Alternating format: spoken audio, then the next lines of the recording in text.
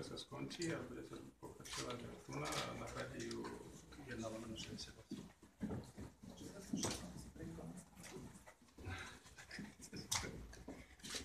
Počkajte, celý Prešovský kraj, ale aj Prešov mesto. To ja neviem povedať, to sa musíte pýtať týchto tzv. Analytikov, prečo silou mocou hovoria o nejakej inej alternatíve a že sa sporia peniaze. Čiže štát zamestnáva úradníkov, ktorí nevedia? No podľa mňa asi to takto je, lebo najlepšie sa vec sa ušporí, to je úplne jednoduché, keď sa nič nepostaví.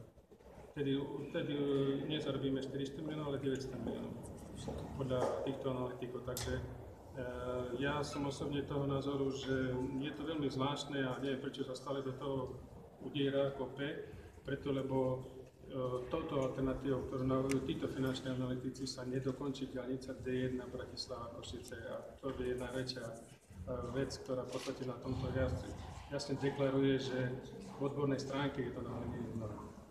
V tom Prešove vy tiež máte ten názor, že štát zamestnáva neodborných úradníkov? A to na ministerstve financií?